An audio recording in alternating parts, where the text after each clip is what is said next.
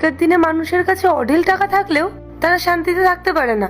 আর তোমাদের কাছে তো খাবার টাকাটুকুও নেই, তাও তোমাদের চোখে কি অদ্ভুত তৃপ্তি। আমার নিজেরই একটা কোম্পানি আছে, কিন্তু সারাদিন কাজের চাপে নিজের বা নিজের পরিবারের খোঁজ নেওয়ার সময়টুকুও আমি পাই না। আমি বাড়ি ফিরলেই শুধু ঝগড়া আর অশান্তি।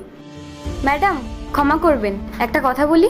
টাকা হয়তো প্রয়োজন, কিন্তু সুখে থাকাটা তার থেকেও জরুরি। আপনি উপার্জন করছেন ঠিকই, কিন্তু পরিবারকে সময় দিচ্ছেন কই? আমার স্বামীকে দেখুন, এই রোদ দুপুরেও আমার কষ্টটা নিজের মনে করে আগলে রেখেছে। পরিবার আর কাছের মানুষের সাথে সময় কাটানোর মতো শান্তি কি আর টাকা দিয়ে পাওয়া যায়? ম্যাডাম, পকেটে টাকা না থাকার কষ্টটা কম নয়, তার থেকেও বড় কষ্ট একা হয়ে যাওয়া। টাকার পেছনে ছুটতে ছুটতে জীবনটা শেষ হয়ে যায়, কিন্তু শেষ পর্যন্ত কিছু সাথে নেওয়া যায় না। তাই পরিস্থিতি যেমনই হোক, আমরা হাসি মুখেই আমাদের দিন পার করার চেষ্টা করব। ঠিক তাই ম্যাডাম, একটু সময় দিন নিজের প্রিয়জনদের, তাদের সাথে সুখ দুঃখের গল্প করুন।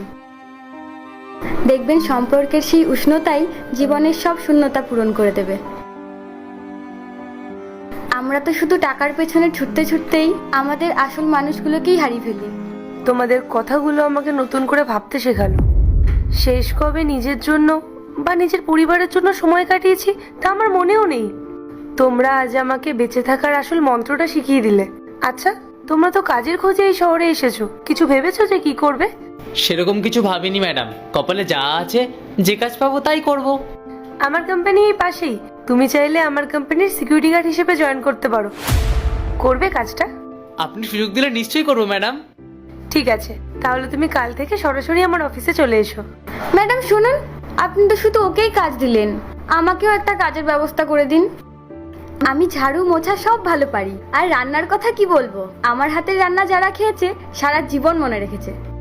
আর একটা সত্যি কথা বলবো ম্যাডাম, আমার স্বামীটা না খুব কিপটে। একে একা কাজ দিলে সব টাকা নিজের পকেটে ঢুকিয়ে রাখবে, আমাকে একটা টাকাও দেবে না। তাই আমাকে ওর পাশেই একটা কাজ দিন, অন্তত ওর উপর নজর তো রাখা যাবে।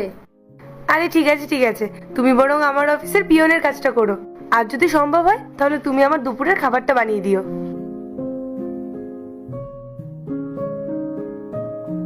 এই নাও আমার অফিসের ঠিকানা। কাল সকাল সকাল চলে আসবে। আসলাম। বুঝলে গিন্নি, তোমার এই কিপ্টে স্বামীর ভাগ্যটা তোমার এই মুখের জন্যই খুলে গেল। ওসব আমি ভালোই জানি, চাকরিটা পেয়েছে বলে বড় বড় কথা, তাই না? আর চাকরি পেয়েছি তো কি হয়েছে, টাকা কিন্তু তোমার হাতেই থাকবে, ওটা নিয়ে চিন্তা করো না।